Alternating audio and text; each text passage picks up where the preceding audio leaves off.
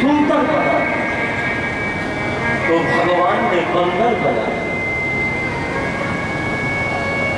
बाद में नारद जी ने पूछा,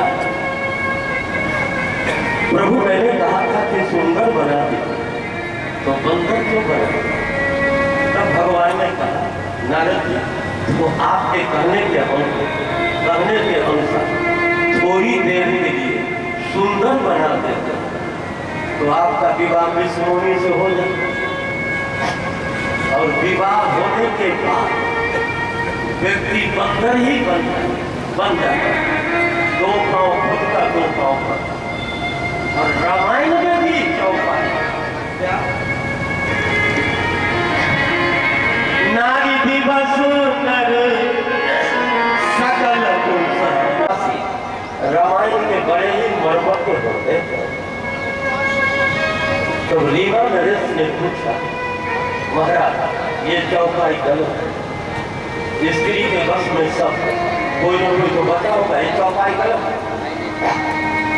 अयोध्यावासी महात्मा बोले, तुलसीदास जी की जो चौपाई है वो मंत्र है।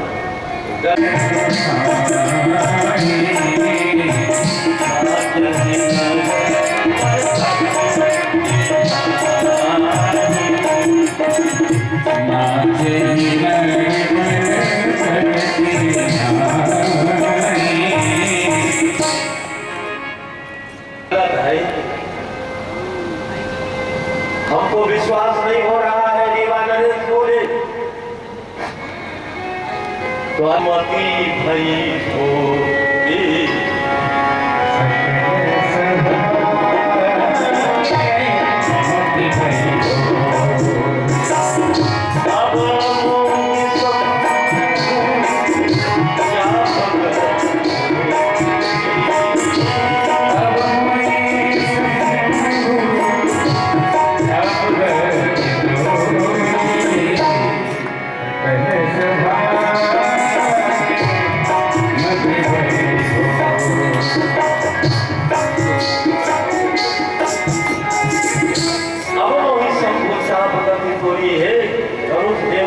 तुम्हारा ही आसन। धनुष ने कहा क्या करूं? सीता जी ने कहा हल्के हो। धनुष ने कहा मैं तो जड़ हूं, हम कुछ नहीं करते। सीता जी ने कहा तुम्हारे में जड़ता कहां से आई? धनुष ने कहा जिस समय राजा लोग हमको पकड़ कर उठा रहे तो राजाओं के भुजाओं का बल सारे बल हमारे में आए। मनो पाई खट बाहु बल अधिक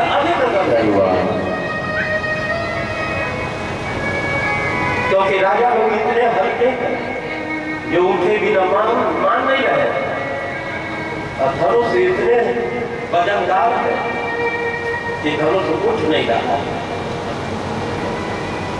तो सीता जी ने कहा एक काम करो, जहां से तुम में जड़ता आई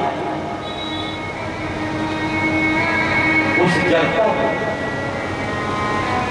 उन्हीं के खोपड़ी पर डाल, इन राजाओं के खोपड़ी पर डाल, तो क्योंकि वहीं से तो तुम में जड़ता आई। निज जड़ता लोगन पर डारी हो भगवा, हल्के हो जाओ।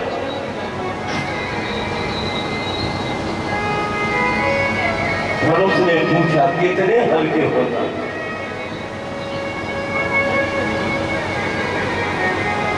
सीता जी ने सोचा मैं तो वजन नहीं बताऊंगी, क्योंकि अगहन के महीने सर्दी के महीने में सवेरे सवेरे उस वाटिका में गए थे, काम क्या किए थे, केवल एक डोरा फूल उठाए थे, उनको पसीना आ गया।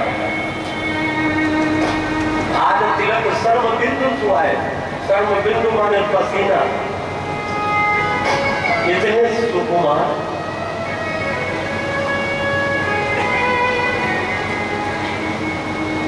दस नहीं पूछा कितने हल्के हो जाओ। कौवा, शेर, सवैया, छटा, ग्राम, किलोग्राम, हेक्टोग्राम, मिलीग्राम, रत्ती, मासा, तोला, कितने हल्के हो जाओ। ये हो सीता जी ने कहा मैं तो वजन नहीं बताऊंगी। सीता जी ने कहा यह काम करो। श्री राम जी को निहार दो और जितना वजन उठा सकते हैं उतने हल्के हो जाओ। निज जड़ता लोगन पर डाली और वो अगु रघुपति की गाड़ी। जितना उठा सकते उतने हल्के हो जाओ।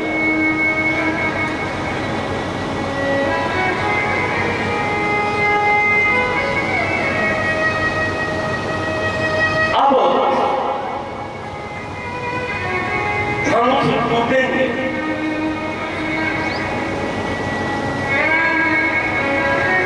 धनुष टूटने के बाद फूल बरसाया जाता है।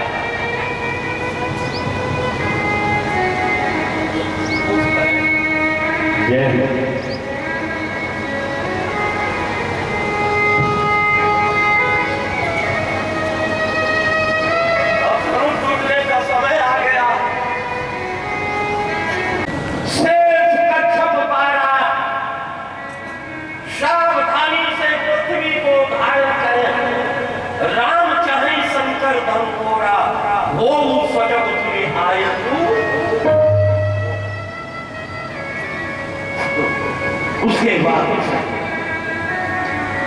भगवान धनुष के पास गए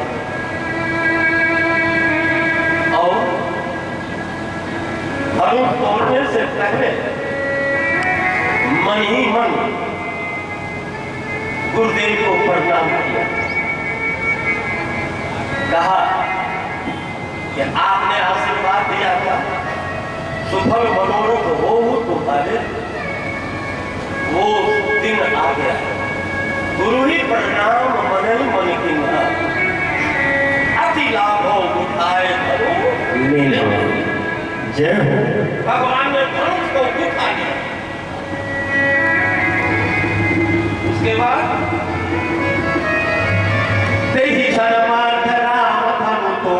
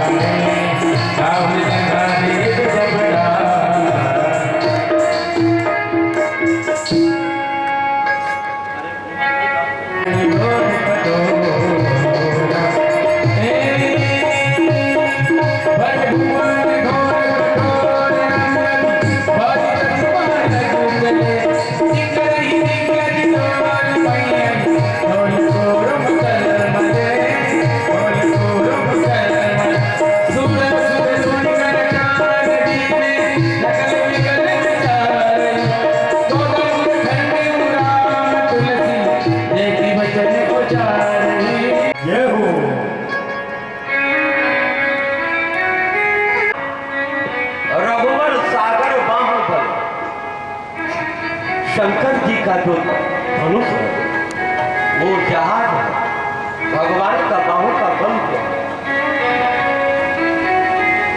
सागर है। और इस जहाज के ऊपर 9 आदमी बैठे हुए, सबकर संशय अरु अज्ञान मंद मही पर कर अभिमान। भृगुपति केरी गर्भ गरुबाई। 4 सुरमुनि वर्ण केर कदराई। और सियत और सोच जनक पछतावा, रानी न करे दारुण दुख तावा। 9 आदमी उस जहाज के ऊपर बैठे। शंकर चाप जहाज रघुवर सागर बाहुबल बोर तो सकल समाज। सकल माने तो कोई भी नहीं बचा, न राम जी न विश्वामित्र। अब तुलसीदास जी के कलम रुक गए। जब भी कलम रुक जाता हनुमान जी आते, जय हो। वो कहते इसके आगे ये लिखो। हनुमान जी आए, तब हनुमान जी ने कहा इसके आगे ये लिखो, शंकर चाप जहाज रघुवर सागर बाहुबल भूल सो सकल समाज। चढ़ा जो पकमी मोह, जो मोह के बस में चढ़ा वो डूब गया, जो मोह के बस में नहीं चढ़ा वो गया। उसके बाद भगवान ने क्या किया?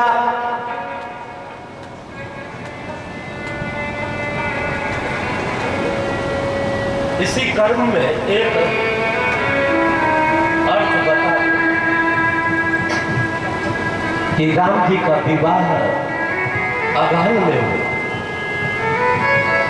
अगहन का महीना दक्षिणायन, भगवान का विवाह दक्षिणायन में होना उचित नहीं। था तो दक्षिणायन, सूर्य भगवान के घोड़े दक्षिणायन चल रहे। और जब धनुष टूटने की धमाका जब हुआ तो सूर्य भगवान के घोड़े उत्तरायण हो गए। धमाका करते उत्तरायण हो गए। हरे भुवन घोर कठोर रवि तब बाजी तजी। दक्षिणायन में मार्ग को तज करके त्याग करके उत्तरायण हो गए। भगवान तो अघटित घटना पसी ऐसी सर्वतंत्र स्वतंत्र। तो भगवान ने धनुष को उठा लिया और धनुष को तोड़कर धरती पर पटक। जय हो।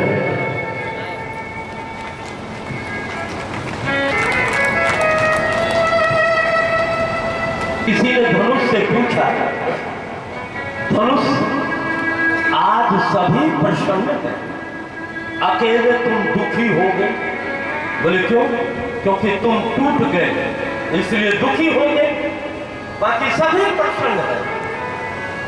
धनुष ने कहा अच्छा रहा जो हम टूट गए। बोले क्यों? हम टूट गए तो सीताराम जी जूट गए। जय हो।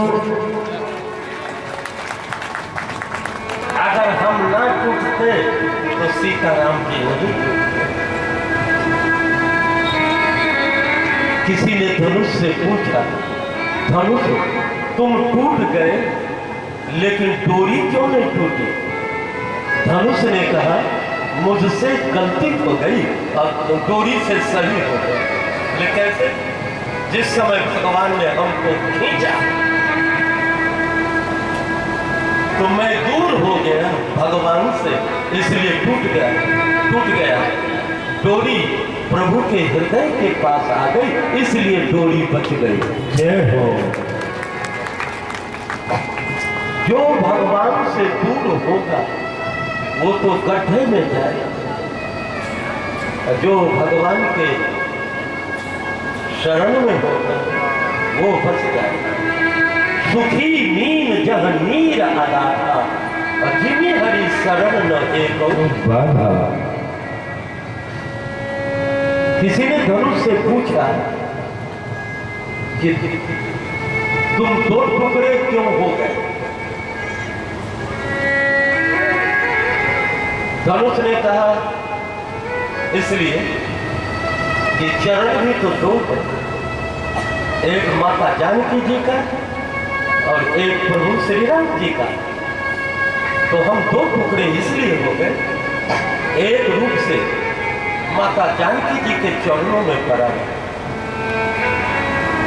दूसरे रूप से प्रभु के श्री चरणों में पड़ा जय हो और दोनों को जोड़ने वाली स्नेह की रस्सी कभी टूटने न पाए। और किसी ने धनुष से पूछा, भगवान ने तुम्हें उठा लिया फिर धरती पर क्यों पलट गए? मेरी इच्छा थी भगवान ऊपर उठाकर मुझे मुक्ति दे रहे थे। मुक्ति की यही परिभाषा है, देह भाव से ऊपर उठो, मन बुद्धि चित्त अहंकार से ऊपर उठो। मैंने भगवान से प्रार्थना किया, प्रभु मुझे मुक्ति नहीं चाहिए, क्योंकि मैं सीता जी की नगरी में रहा वर्षों तक, इसलिए मुझे मुक्ति नहीं, मुझे भक्ति चाहिए। भगवान ने कहा भक्ति तो चरणों में ही होती है। वही धनुष ने कहा उठाए तो अपने हाथों में उठाए और पटके तो अपने चरणों में पटके। इससे बढ़कर के सौभाग्य क्या? जय हो जिस समय युद्ध हो रहा था राम जी और रावण का, तो भगवान ने धनुष को खींचा, खैंची सरासन सर्वल्लभ, तो दाहिना हाथ पीछे हो गया, बायां हाथ आगे हो गया। किसी ने दाहिना हाथ से पूछा, भोजन में तो आगे रहो, लड़ाई में पीछे, बेचारा बायां हाथ आगे। दाहिना हाथ ने कहा हम करके मारे पीछे थोड़ो। खैंची सरासन सर्वल्लभ, सर्वम माने कान, कान के पास आ गया। क्यों? तो दाहिना हाथ ने कहा मैं डर के मारे पीछे नहीं आया हूँ, मैं तो भगवान के कान के पास आ गया हूँ और भगवान के कान में पूछ रहा हूँ कि रावण को भी मारना है कि बाद में मारना है। जय हो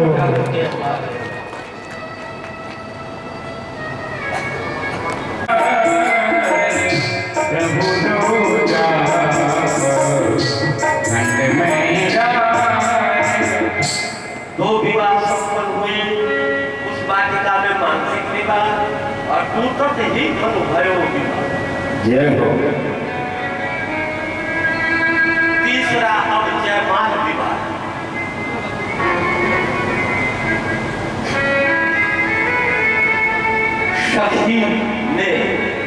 सखियों ने Thank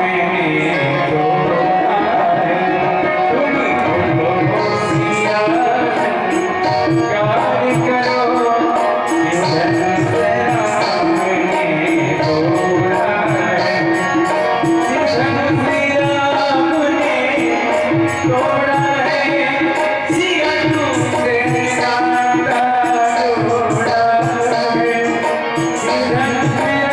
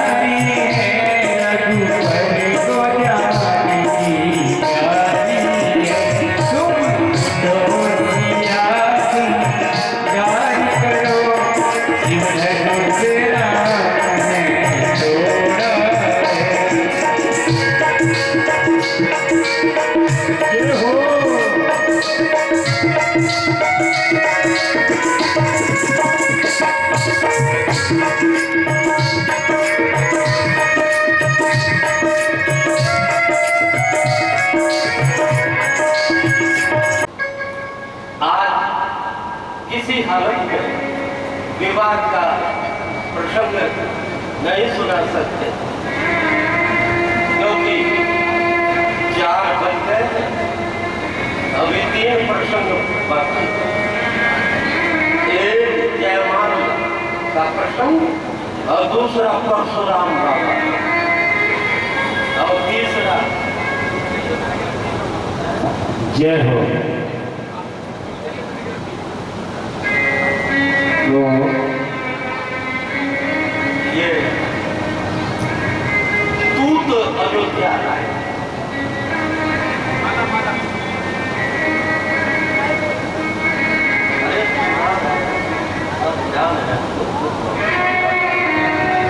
जय हो।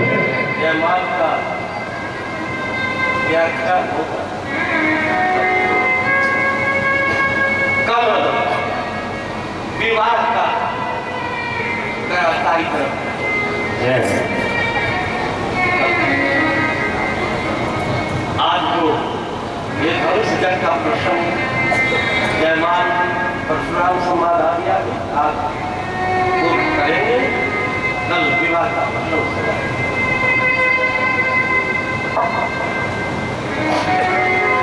उसके बाद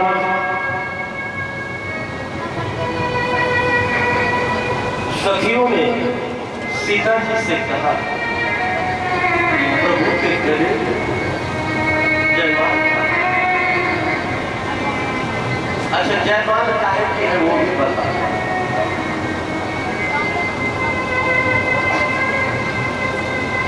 तुलसीदास जी तो कमल के फूल लिखते, कर स्वरूप जयमाल सुहाई। स्वरूप माने कमल। शंकर जी अध्यात्म रामायण में लिखते हैं कि मणिमुक्ता की जयमाल है। जय हो।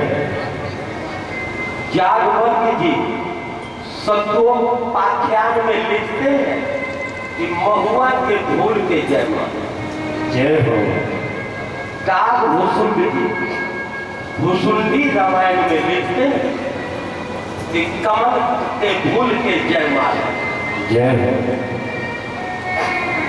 शंकर जी ज्ञान कांड के आचार्य हैं और जागवत जी कर्म कांड के आचार्य। काकभूषण जी उपासना कांड के आचार्य और तुलसीदास जी दैन्य कांड के आचार्य। उपासना और दैन्य मिलता जुलता, इसलिए काकभूषण जी की ऐसी करते हैं तुलसीदास जी। काकभूषण जी का पक्ष लेकर भूषुंडी रामायण में कमल का फूल का जयमाल, तो तुलसीदास जी भी कमल के ही फूल लिखे, कर सरोज जयमाल सुहाई।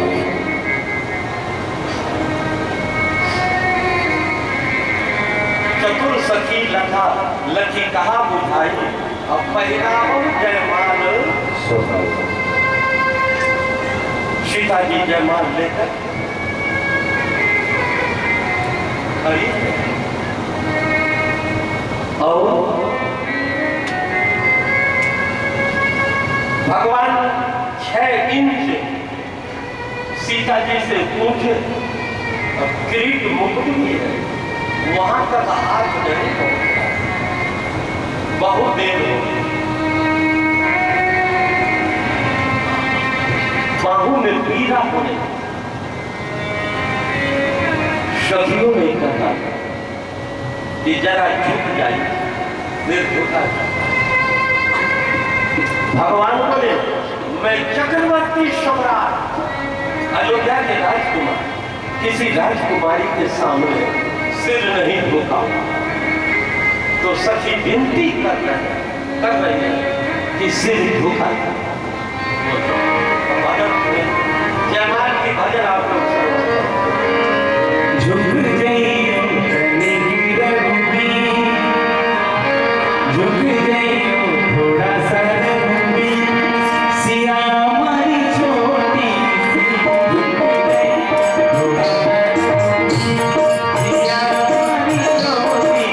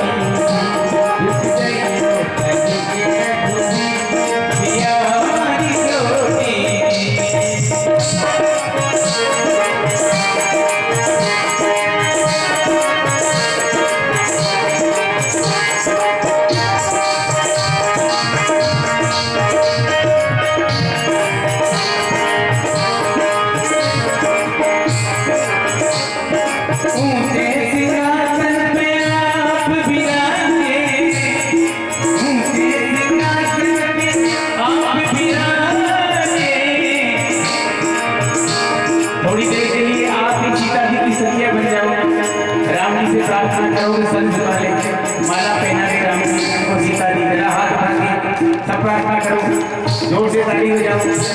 अगल बगल वाले की सब बड़ी अच्छे से ताली हो जाए। झूठी नहीं हो थोड़ा दिया मन की चोटी, झूठी नहीं थोड़ा दिया चोटी।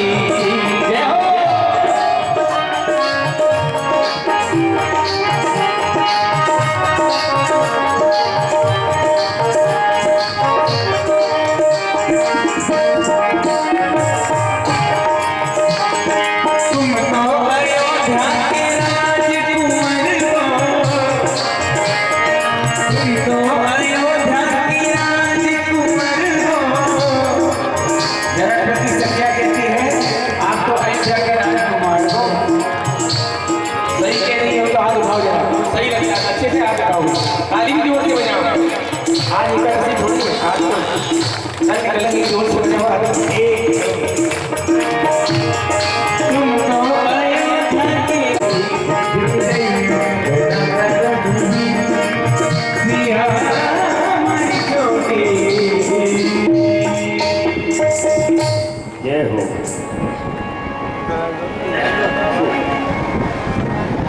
सखियों ने कहा कि सिर झुका दीजिए। भगवान बोले मैं चक्रवर्ती सम्राट, जो आप कारण की विवाह में सिर नहीं झुकाया जाए।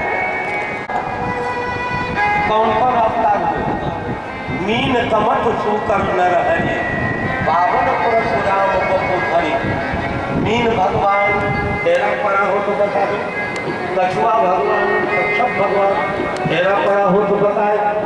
मीन कमठ सुकर बड़ा अवतार, मीन कमठ सुकर नर नर परशुराम तेरा सिर झुका दीजिए, नहीं तो ये भी अवतार बिना विवाह के निकल जाए। जय हो।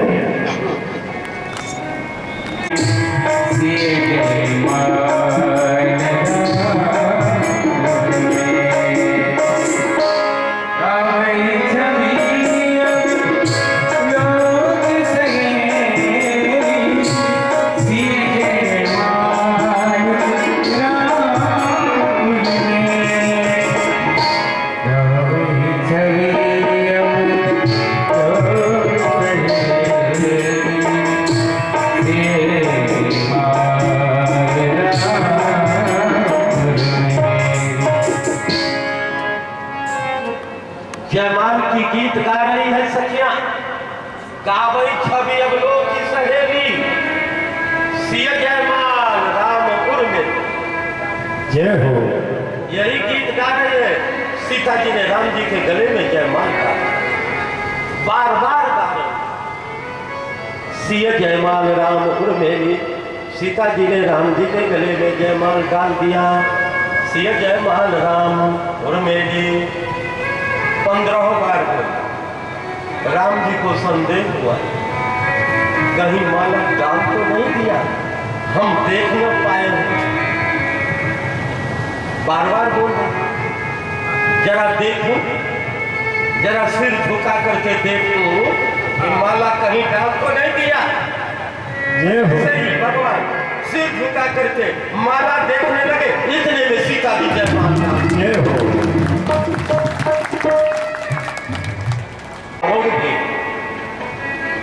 सीता जी को बहुत देर हो गई, हाथ में पीड़ा होने। सखियों ने लक्ष्मण जी से प्रार्थना की, आप ही कोई उपाय करें। और सीता जी तो लक्ष्मण जी की मां है।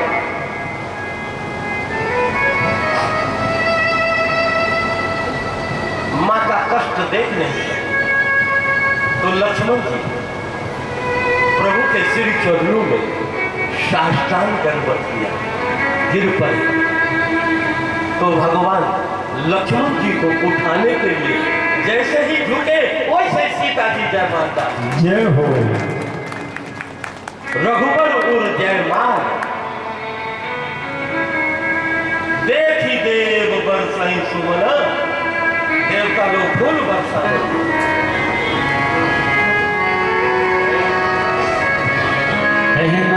मुझे माला पहनाई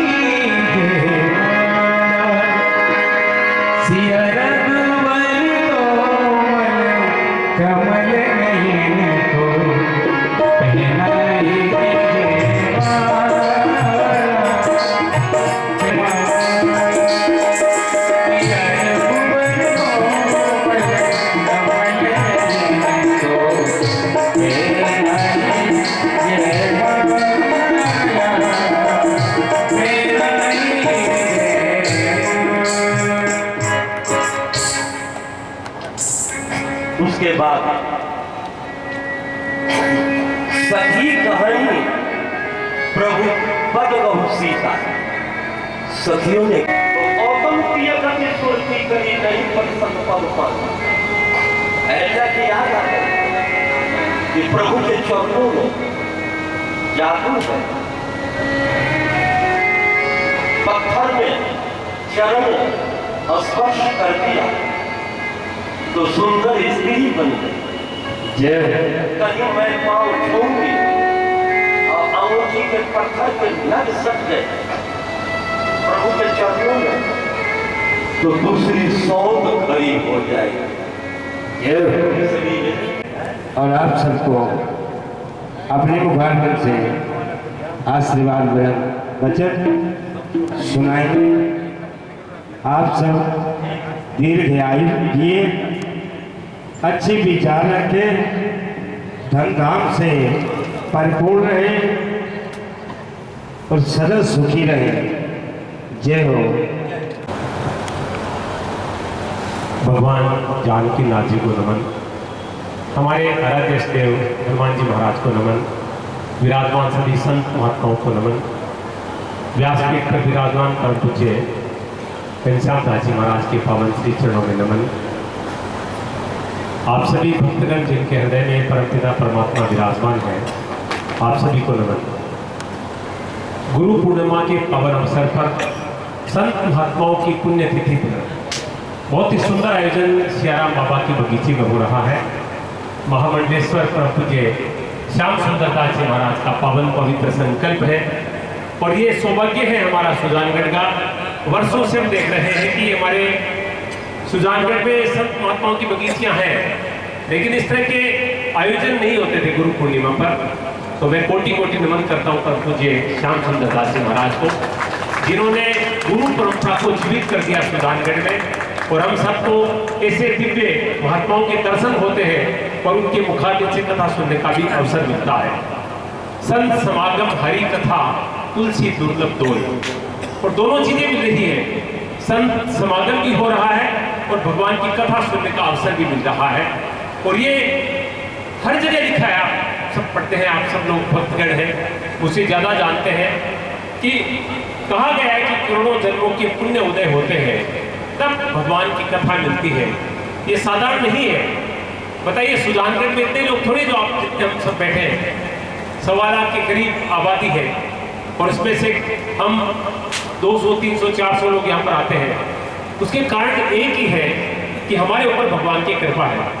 कुछ लोग पुलिस थाने में होंगे, कुछ अस्पताल में भर्ती होंगे, कुछ चुगली कर रहे होंगे, कोई चोरी कर रहे होंगे, कोई जुआ खेल रहा है, कोई सट्टा खेल रहा है, यानी सब अपने अपने कर्मों के अनुसार कार्य कर रहे हैं। लेकिन परमात्मा की कृपा हम सब पर है कि हम संतों के सानिध्य में बैठे हैं, भगवान के चरणों में बैठे हैं, क्योंकि ये कथा भगवान के चरण है, साक्षात भगवान है।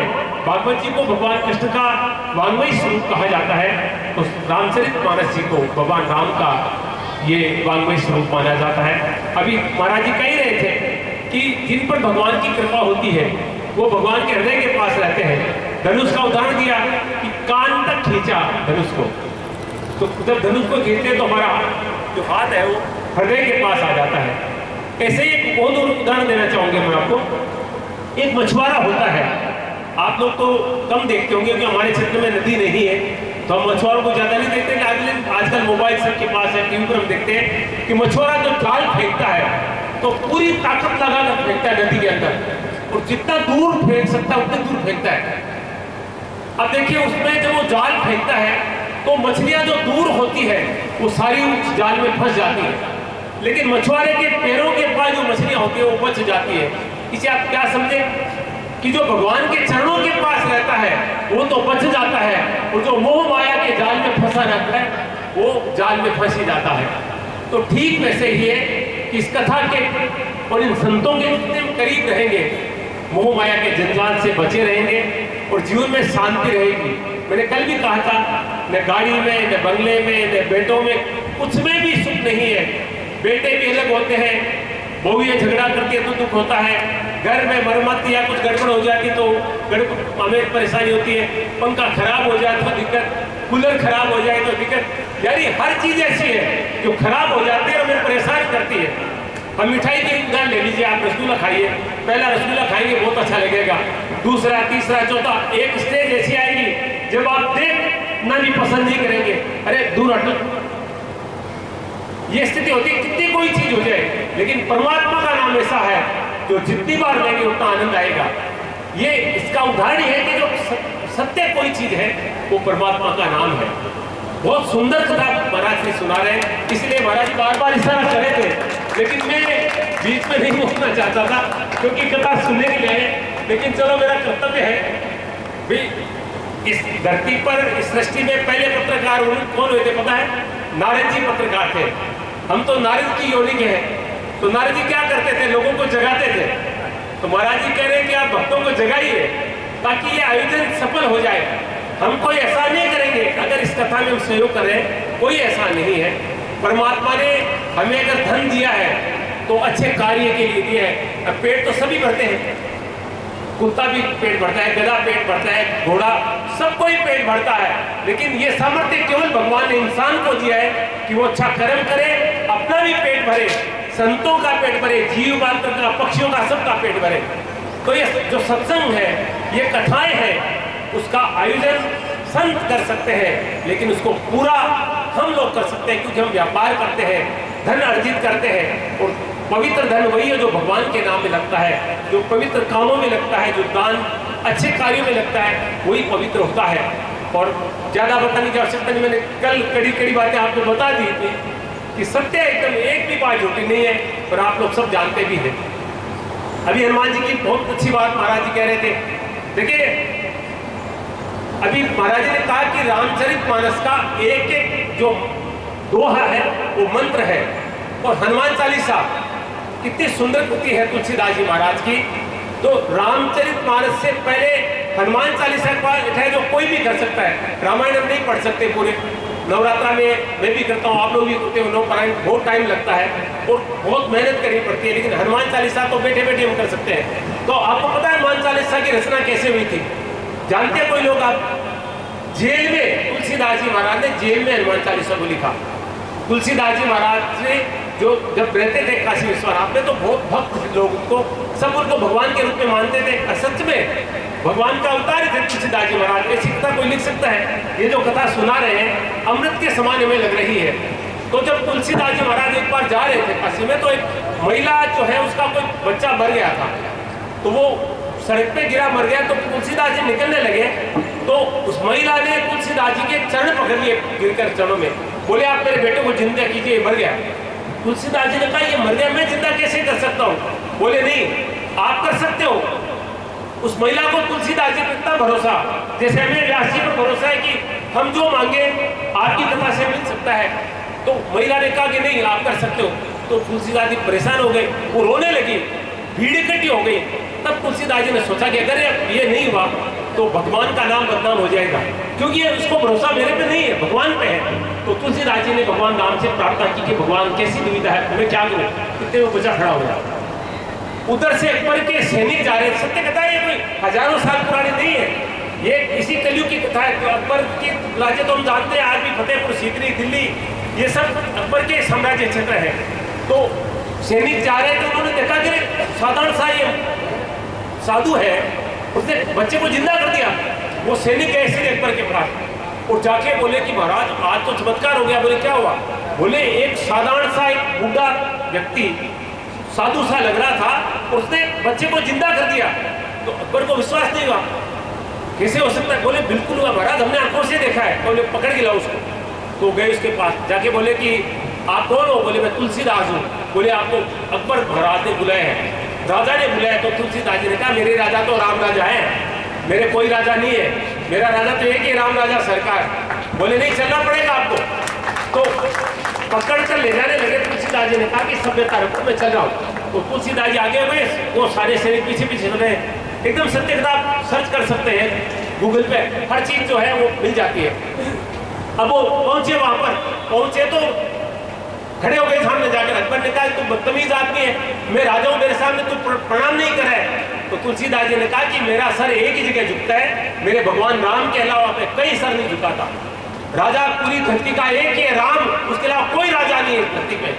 तो तुलसीदास उससे बोला कि तू चमत्कारी है, तू तो टोटका करता है। तो तुलसीदास जी ने कहा मैं तो कोई झूठ के नहीं करता, मैं तो भगवान राम का भक्त हूँ और उनके भजन गाता हूँ। बोले तुमने किसी को जिंदा किया था? बिल्कुल मैंने तो किसी को जिंदा नहीं किया। तो अकबर को गुस्सा आया, बोले कि नहीं मानेगा, इसको जेल में डाल दो। तुलसीदास जी महाराज को जेल में डाल दिया गया। अब जेल में तुलसीदास जी महाराज ने 40 दिन तक जेल में रहे थे। नित्य जो 40 हनुमान चालीसा जिसमें 40 दोहे हैं, नित्य एक दोहा लिखा तुलसीदास जी ने। 40 दिन पूरे हुए। उस दिन कहते हैं कि बंदरों की सेना आई और अकबर की फतेहपुर सीकरी पर छा गई और पूरे महल को नष्ट भ्रष्ट कर दिया। और जितने घर थे वहां पर बंदरों ने इतनी भयानक तबाही मचाई कि हाहाकार मच गया। तो घबरा गया अकबर, अब क्या करें? तो उन्होंने अपने जो पीर फकीर होते हैं मुस्लिम धर्म में, उनको बुलाया कि क्या है, ये क्या है? तो उन्होंने कहा कि महाराज ये कोई प्रकोप है, ये साधारण घटना नहीं है। बोले आपने कोई अपराध किया है क्या? तो बोले कि मैंने कोई अपराध नहीं किया। सोचो किसी का अपराध किया, तो कोई संत महात्मा साधु का। ऐसे बोलते ही अकबर को याद आ रहे आया था, उसने बच्चे को जिंदा किया था और मैंने उसको जेल में डाला। बोले हाँ, एक साधु आया था, मैं उसको जेल में डाला। बोले तुरंत निकालो। जैसे ही तुलसीदास जी महाराज को जेल से निकाला, सारे बंदर गायब हो गए। ये सत्य था एकदम। तो हनुमान चालीसा प्रत्यक्ष है, तो ये तो रामचरितमानस स्वयं भगवान है। तो हनुमान चालीसा पढ़कर हम सब कुछ प्राप्त कर सकते हैं। तो रामचरितमानस को सुनकर, और वो भी घनश्याम दास जी महाराज जैसे वो संत के मुकाबले से। अभी महेंद्र जी मुझे बता रहे भोजन करते हैं, वरना संत जो कथा वार्ता करते हैं उनके नखरे देखिए आधार केसर का दूध चाहिए, उनको ड्राई फ्रूट चाहिए, फल चाहिए। और ये तो बिल्कुल साधारण जीवन व्यतीत करें। यहाँ पर अपने जहाँ पर आश्रम में रहते हैं वहाँ तो बहुत ही सरल है। यहाँ कथा वाचन करें, फिर भी आप इनका रहन सहन देखिए। तो साधु तो वह जो सरल होता है, जिसको अपने ज्ञान का अहंकार नहीं होता है। तो कहने का मतलब एक ही है कि ये साधारण कथा वाचक नहीं है, ये भगवान के रूप में व्यासपीठ पर विराजमान हुए और हम सबका कल्याण कर रहे हैं। तो मैं आपसे हाथ जोड़कर निवेदन कर रहा हूँ कि जो आयोजन श्याम सुंदर दास जी महाराज ने किया है, इसको सफल बनाने का धर्म हमारा है। और मुझे खुशी उस बात की है कि कल मैंने बोला, तो मैं देख रहा हूँ कल से बहुत सारी माताएं गुप्त दान ध्यान दे रही है। अभी महाराज जी कह रहे थे कि कोई नाम बुला के 1 लाखों रुपए की कोशिश करेगा क्या? तो कर सकता है, कोई बड़ी बात नहीं है। भगवान के दरबार में जितना देंगे उसका 100 गुना मिलने वाला है, लाखों गुना मिलने वाला है। और जो देते हैं उनको इस बात का पता है। तो कुछ नाम है। 11,000 रुपए बजरंग बर्तन भंडार के द्वारा है, ताली बजा दीजिए जोरदार। 5100 रुपए गुप्त दान है, 5100 रुपए गुप्त दान है, 5100 रुपए गुप्त दान है। 2100 रुपए मनोज जी प्रजापत के हैं, 2100 रुपए गुप्त दान है। 1100 रुपए मनोहर लाल जी चंद्रकला जी लाखन के हैं, 1100 रुपए दिए गुप्त दान। 1100 गुप्त दान, 1100 गुप्त दान, 1100 गुप्त दान, 2100 रुपए गुप्त दान और 2100 रुपए गुप्त दान। देखिए बहुत अच्छी भावना आप लोगों की, नाम नहीं करना चाहते क्योंकि दान जो है वो गुप्त सबसे पवित्र माना जाता है। एक बार साधु महात्मा, एक कोई सेठ के पास में कोई महात्मा गए, जाके बोले कि दान दीजिए। तो सेठ बड़ा चतुर था, कंजूस था, उसने दान दिया नहीं था कभी। तो बोले दान तो दूंगा लेकिन गुप्त दान दूंगा। तो महाराज ने कहा गुप्त दे दो। तो उन्होंने चेक काट कर दे दिया। वो बैंक में चेक लेकर गए, बैंक वाले के पास बोला, बैंक वाले ने कहा इसके पैसे कैसे थे, इसमें तो नाम ही नहीं जिसने चेक लिखा है। वो वापिस गया, बोले आपने चेक दिया, इसमें आपने नाम ही नहीं, साइन ही नहीं किए। बोले मैंने तो गुप्त दान किया था, नाम कैसे लिखता है? ऐसे लोग बोलते। तो हमें ऐसा गुप्त दान नहीं करना है। आप दान दीजिए। और कथा बहुत सुंदर हो रही है। मैं पुनः आप सबसे हाथ जोड़ के निवेदन कर रहा हूँ, इतने लोग आप बैठे हैं, 2100 रुपये 1100 दीजिए, मैं नहीं कर रहा हूँ, लेकिन 21 का आंकड़ा सबसे शुभ माना जाता है। 21,000 दीजिए चाहे 2100 दीजिए, लेकिन ये कथा हमारी है। ये परम पूज्य श्याम सुंदर दास जी महाराज की कथा नहीं है, और भक्त जनों की कथा है। और प्रत्येक भक्त यहाँ पर बैठा है वो इस कथा का यजमान है। तो आज संकल्प कर लीजिए, क्योंकि आज कन्यादान का दिन है। भगवान राम और जानकी माता के विवाह की कथा चल रही है। तो आप ये समझ लीजिए, हम जानकी माता जी की तरफ से, सीता माता की तरफ से आज 2100 रुपये का दान करेंगे। तो मैं हाथ जोड़ के निवेदन करूंगा, कल जो भी माताएं आए वो 2100 रुपये लेकर आए। आज संकल्प कर लें कि हमें ये भगवान के विवाह में ये कन्यादान करना है। कौन कौन करेगा हाथ उठा के बता दीजिए। महाराज भी देख रहे, कर लीजिए। अरे हिम्मत कीजिए, मैं ईमानदारी से कहूं, कोई फर्क नहीं पड़ने वाला है। मैं देख रहा हूँ 5-7 हाथ उठे, हिम्मत नहीं है, विश्वास नहीं है आपको अपने घर वालों पर।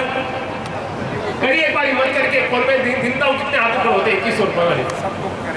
1 2 3 4 5 6 7 8 10 11 हाथ हो गए। चलो इतना ही ठीक है।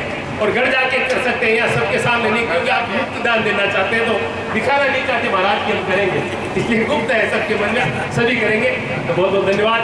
पुण्य पर मुझे घनश्याम दास जी महाराज के पावन चरणों में नमन। मैं चाहता हूँ कथा में पुण्य महाराज जी के आदेश से मैंने बोलने का ये संकल्प दिए। तो आइए पुनः महाराज जी से निवेदन करेंगे आगे की ग्राम कथा अमृत का पाठ हम सभी भक्तों दोनों को कराएं। बोलो सियावर रामचंद्र भगवान की जय, पवन हनुमान जी महाराज की जय, संत महात्माओं की जय, गोस्वामी तुलसीदास जी महाराज की। थोड़ा सा प्रसंग